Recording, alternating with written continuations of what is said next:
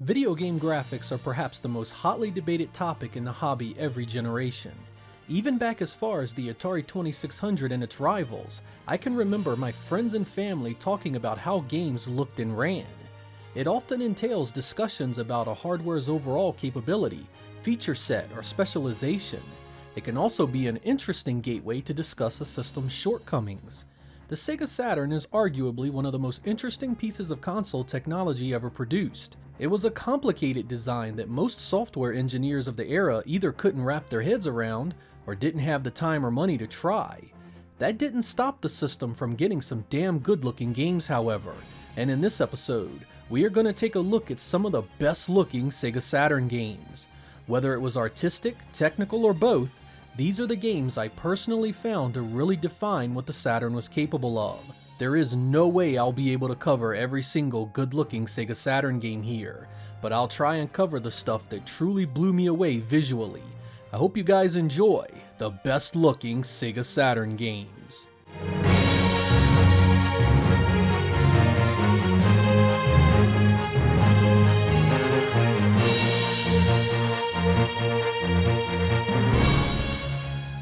When it comes to 2D fighters, the Saturn is absolutely splitting at the seams with great content.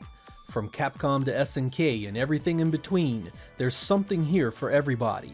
And my god, are some of them graphically impressive. Capcom had great showings with the likes of Marvel Superheroes vs. Street Fighter, the follow-up to X-Men vs. Street Fighter.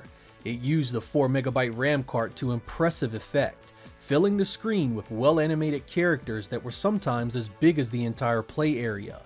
Capcom also would release Street Fighter 03, which also used the 4MB RAM cartridge. This one was good enough as an arcade translation, but Capcom even added some truly incredible dramatic battle options that you can't get in any other version of the game.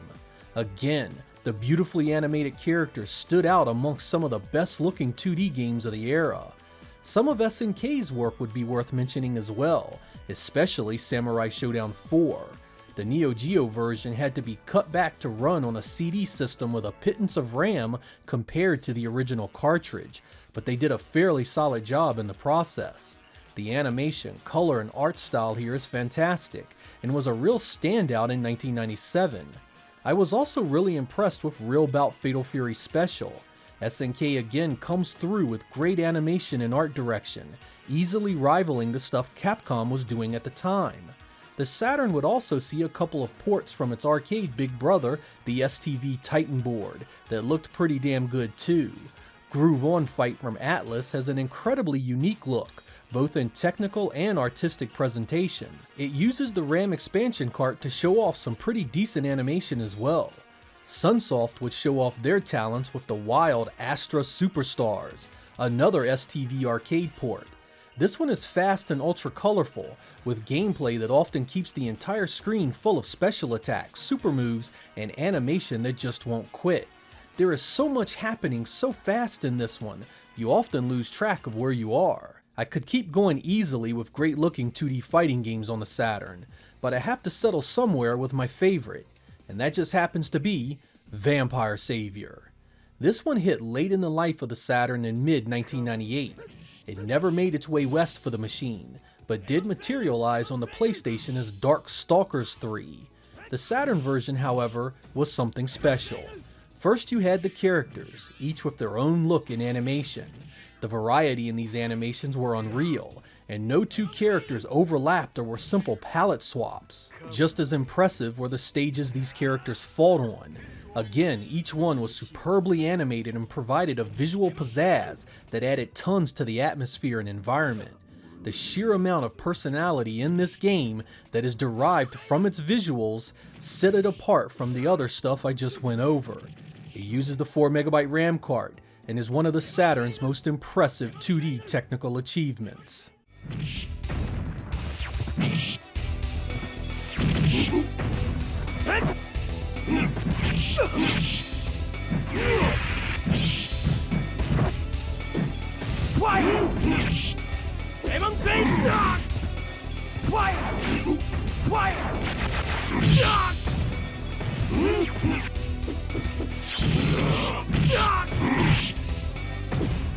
Demon Blade!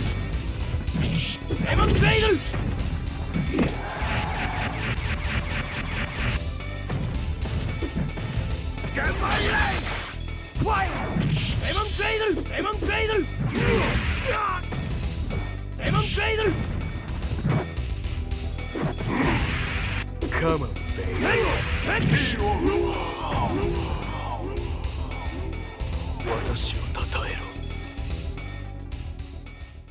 The 3D fighting genre on the Saturn would not see the sheer volume of choice that the 2D stuff would bring, but that didn't mean some of these games weren't really impressive. We'd see a hell of an evolution of 3D engines from Sega themselves on the Saturn. We went from the launch title Virtua Fighter, to the vastly improved Virtua Fighter Remix, to the again vastly improved Virtua Fighter 2, all within 1 year. Virtua Fighter 2 had been a triumph of game design, sporting an incredible resolution and frame rate increase over the previous efforts. AM2 wasn't the only ones to really get their shit together on the Saturn, with AM3 coming in late with Last Bronx in 1997. This used the VDP2 background chip to draw arenas that looked and felt unlike anything else out at the time. The depth here was a truly sad reminder of what might have been had the Saturn had a few more years of matured game development. Tecmo would jump in with their take on the 3D fighter Dead or Alive in 1997. This was originally a Model 2 based arcade game, lovingly ported to the Saturn with similar results as Virtua Fighter 2. Crystal clear and smooth as butter, you have to bring it up whenever best looking game discussions are happening. I was also a big fan of Fighter's Megamix. It had a great collection of Sega properties, and I really liked how we got both closed and caged arenas to fight in. It had the same smooth and fast flow the other Sega fighters had, and the sheer variety in the visuals was enough to deserve mentioning. But I keep going back to Virtua Fighter 2 whenever I think of a 3D fighter that just looked, ran, and played like $1,000,000. You had to respect AM2's accomplishment here, and it holds up really well all these years later. It's my choice for the best looking Saturn 3D fighting game. Ready, go!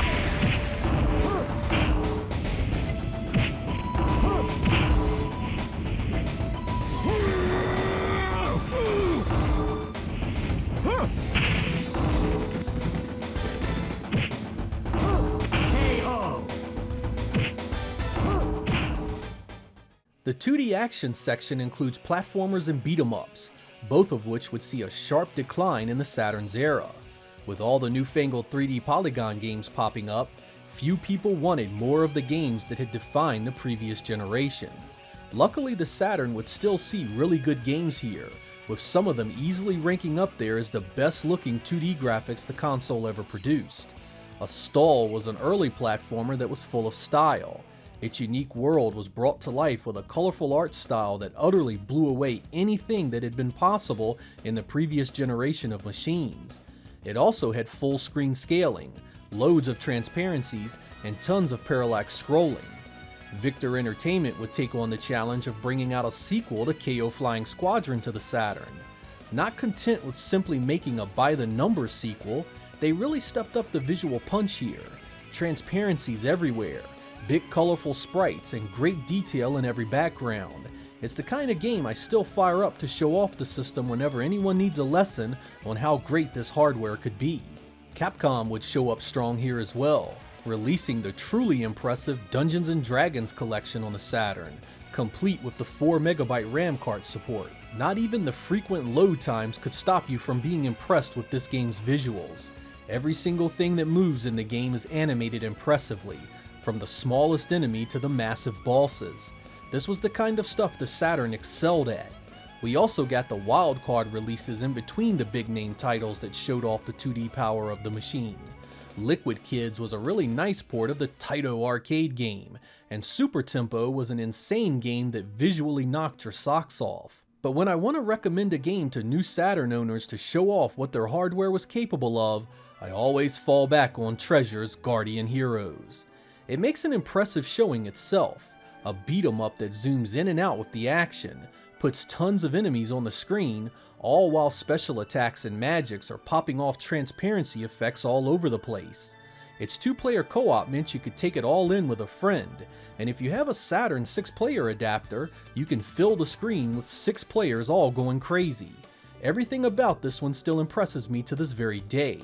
The color and art is fantastic, the sprites big and small animated well, and it's loaded with special effects that really show what the Saturn was capable of.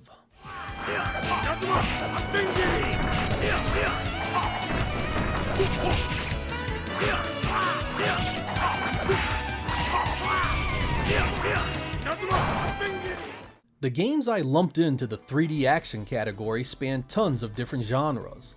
Of course you have Panzer Dragoon with its beautiful world and art style, a presentation I never get tired of. Sonic Team's Nights into Dreams is a great running title that had some really solid technical aspects, but it was their other unique game, Burning Rangers, that really showed us some great use of the machine's architecture. Lots of transparency effects and light sourcing filled the game's large environments. There was some trade-off with a fair bit of polygon clipping, but you couldn't help but be impressed and wonder just what a Burning Rangers 2 may have looked like on a more mature engine. I also dug the hell out of Loaded, an overhead run-and-gun dungeon crawler that put up a pile of transparencies and light sourcing itself. I'd find myself shooting the walls for the hell of it just to see the special effects of the weapons. Bulk Slash is a third-person mech action game that mixed awesome use of the Saturn's VDP-2 infinite plane abilities with 2D sprites and 3D texture-mapped polygons. It was the kind of game that truly took advantage of all those chips in the Saturn, merging everything into one great-looking and running engine. While there are many others I could mention, I want to spotlight a game I have raved about in the past when it comes to great 3D Saturn visuals, and that's Panzer Dragoon 2. It improved everything over the first game from a graphics standpoint. More stuff on screen, better frame rate, and the scale. Man, do things look bigger and more open and more menacing here. Boss battles are more dynamic and visually pleasing, and that Sky Assault stage is just point blank some of the best looking graphics of that entire generation. It's a package that really gave owners of the Saturn a ton of pride at its release. Their art style kept the cues from the first game intact, wild looking machines mixed with crazy organic designs to put up a world that was strange and threatening. If you don't own this one yet, get on it ASAP.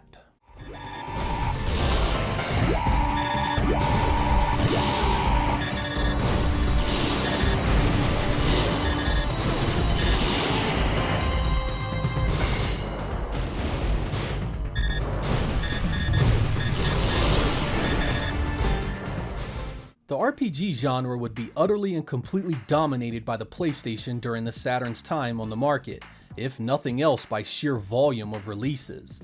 But the Saturn had its own hits as well, games that just weren't loaded with great gameplay, characters, and stories, but also impressive visuals as well. Magic Knight Rayearth was a great combination of art style, color, and animation. It was exclusive to the Saturn and the only place you could play it. Dragon Force was a technical marvel thanks to its hundreds of sprites in each battle, all while beautiful special attacks that were often full-screen transparencies running back and forth between enemy generals. Shining Force 3 spanned 3 separate episodes with 3 differing viewpoints, and every one of them looked and ran like a champ. This one mixes 2D sprites with 3D environments to some pretty nifty results. I love how smooth it is, and the texture work is a rare standout during the era. Battle animations are sprinkled with great light sourcing and transparency effects, showing that the Saturn had the versatility to do these things when a developer was so inclined. Grandia burst on the Saturn scene in 1997, and much like Shining Force 3, used 2D sprites against gorgeous 3D environments. The amount of detail in the textures and animation here make it a joy to behold even today, and there is even an English translation in the works that should be coming to a Saturn near you soon.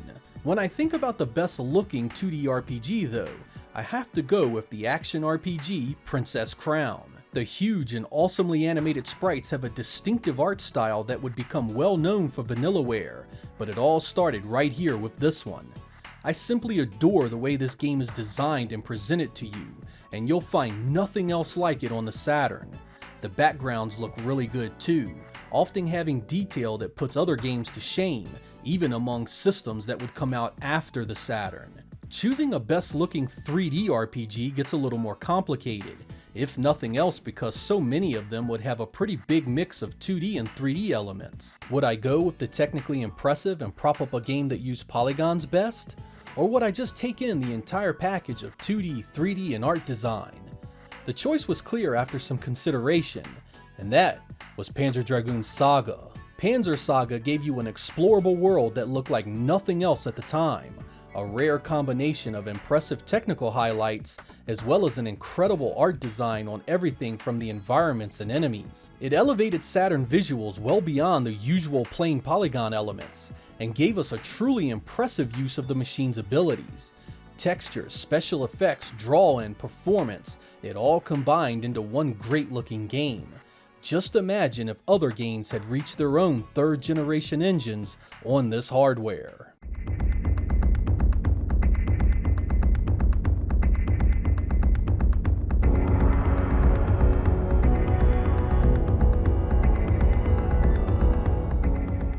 Much like the 2D fighter, the 2D shoot-'em-up had some pretty robust representation on the Saturn. Shiin Ryu is a vertically scrolling shooter that has impressive backgrounds and loads of enemies and animations going on all around you. Transparency effects often are peppered throughout the stages to add some variety, and there's always some parallax scrolling happening to make you happy. The super colorful Parodius games got top-end representation on the Saturn across multiple releases. Often called cute-em-ups, they have great variety in animations that keep you coming back for more. Hyperduel was a transforming mech shooter that sported impressive parallax and line scrolling effects. The backgrounds always told a story in this one, from massive space battles going on all around you to huge crashing ships in the distance. It never failed to blow me away. Batsugan would lack the finer detail of something like Shiin Ryu, but more than made up for it with the sheer volume of weapon fire on the screen at any given time. No joke, the screen stays filled with attacks both enemy-based as well as your own. The backgrounds aren't too shabby either, and you get some really cool wow moments in each stage. Layer Section was an early Saturn 2D shooter that has aged exceptionally well. Parallax scrolling effects and great background detail are the visual highlights of this one. It's pretty easy to keep going with 2D shooters that look great, but the vid here would be 2 hours long if I did, so instead I'll just drop what I feel is the best looking 2D shooter on the system, or in this case, the two best looking shooters on the system, Cotton 2 and Cotton Boomerang. These are some of the most unique looking shooters on the system. They have special effects going off like a fireworks display, and the scaling and rotating sprites just add to the presentation. Large, multi-jointed bosses aren't unusual, and you get copious amounts of transparencies in both the environment and weapons to remind you the Saturn was well capable of doing them. These games originated on the STV Titan arcade system, so the Saturn ports were 100% identical, and you still can't play them anywhere else.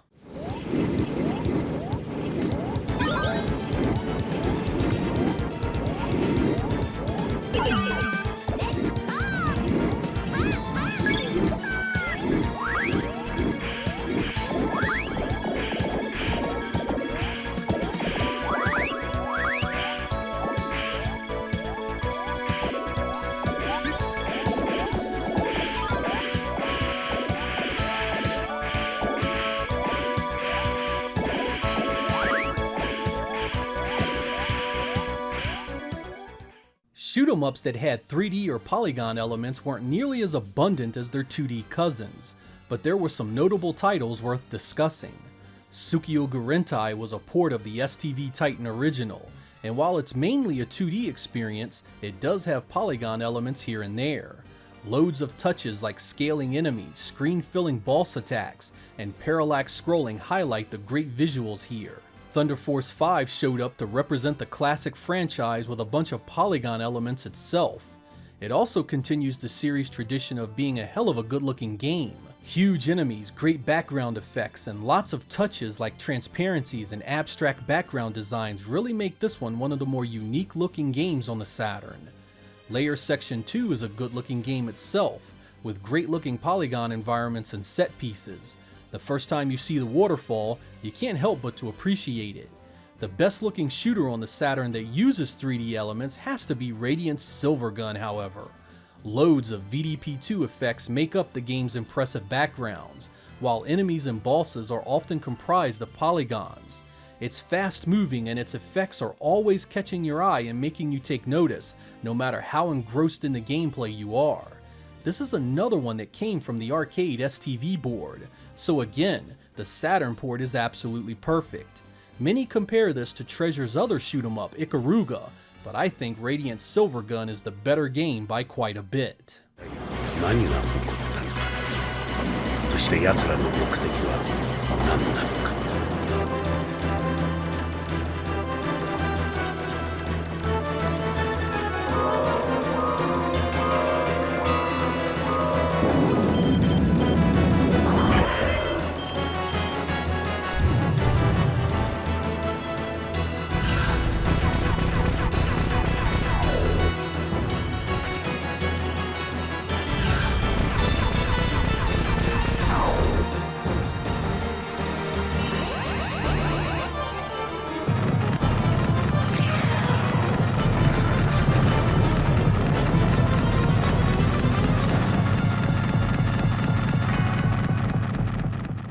The first-person shooter was a fledgling genre during the Saturn's run, especially on consoles.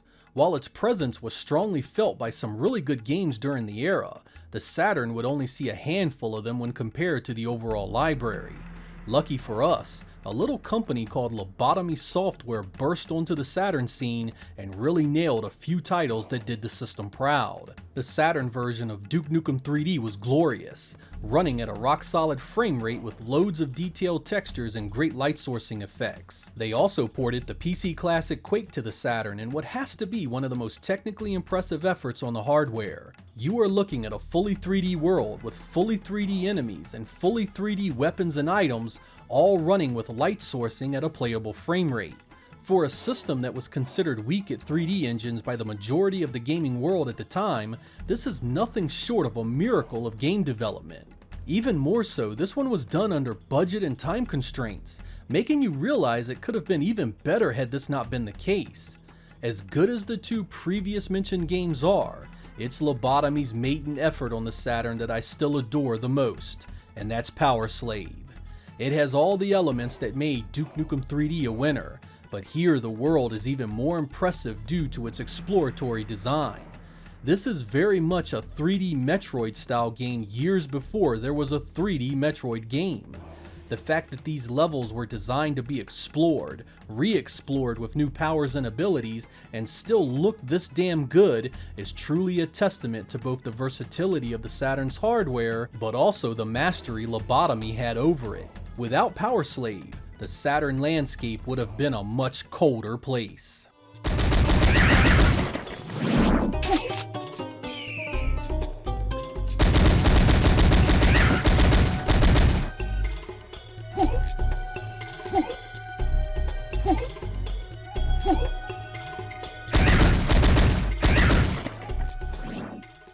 The racing genre really started to blossom when polygons showed up. While the genre had great representation before that, we began to get a better sense of visual depth and driving physics with polygons. These advances started in the arcade and slowly filtered down into console releases, finally settling in the Saturn's era with some truly exceptional experiences. Some of these didn't just play great, but looked pretty damn good for the era as well. Need for Speed had been a greatly expanded port of the 3DO original, now with improved frame rates, textures, and overall visual flair. It was so solid it even gave the PlayStation version of the game a run for its money, and in those early days, that's something you rarely saw. Wipeout XL had been in a similar situation, improving upon the original Wipeout port quite a bit. It showed that even some of the better looking PlayStation games could be ported to the Saturn by third parties without sacrificing the visuals to the point of affecting the quality of the experience. Scorcher was a beast of a game visually, fast as hell with awesome texture work and detail. It was the kind of visuals that made you wish these guys had been working with Sega to port some of their other Model 2 arcade racers like Indy 500.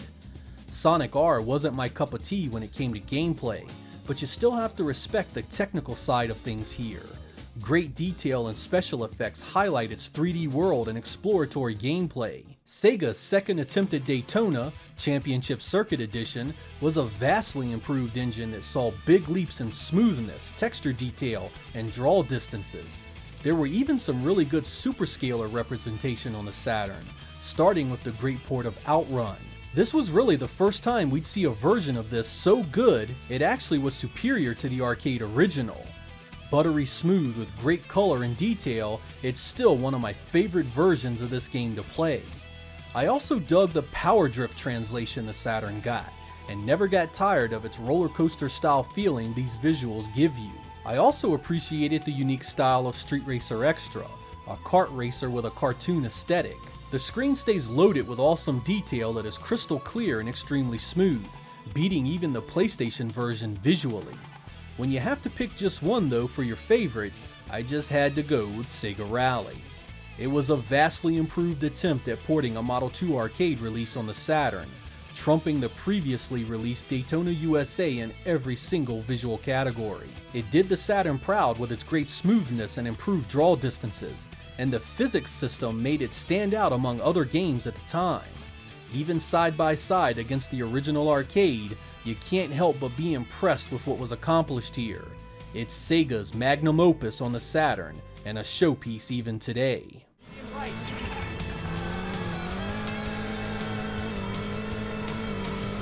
Caution, stay left.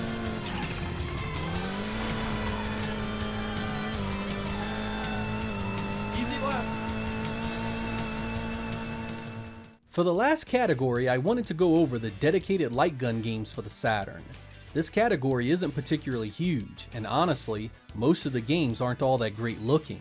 There's a few full motion video based games that play okay, but the video is rather mediocre. And while games like Crypt Killer and House of the Dead are quite fun, they are pretty weak technical representations of their source material. That pretty much leaves the Virtua Cop series on the Saturn as the lone bastion of technically impressive fun in the genre. The first game was among the initial releases that showed off AM2's Sega graphics libraries, and was a solid game visually, especially when it came to on-screen action and performance. But to be frank here, there is Virtua Cop 2 and then there's pretty much everything else in the genre. The Saturn edition of the game is much like Sega Rally, an impossibly close representation of the Model 2 arcade original. Rock solid performance is backed up by far more dynamic environments and set pieces, like car chases and being able to choose your own routes during gameplay. It's so far ahead of the other stuff here that you can't help but wish that Sega had kept this team together and had them do the House of the Dead port, because you know damn well it would have turned out a lot better. Virtua Cop 2 is a must-own game for fans of the genre, and easily the best looking gun game for the Saturn.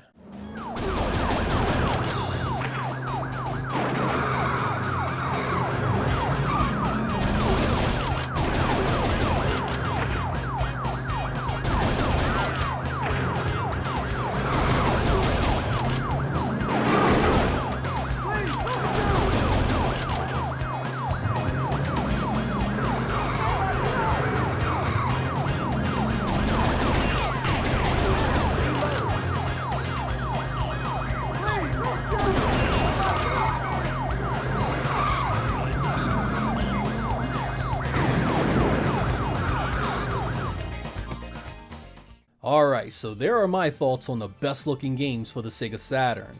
This was an incredibly hard episode to do, guys, mainly because the sheer amount of stuff I wanted to mention just wasn't possible unless the video was incredibly long. I had to really bullet point each genre and narrow down everything to just a handful of titles, and I hope at the very least I entertained you in the process. I'm sure many of you have different opinions than me, and I'd love to hear what you guys think are the best looking games. I'm Sega Lord X, thank you guys for watching, and I will catch you next time.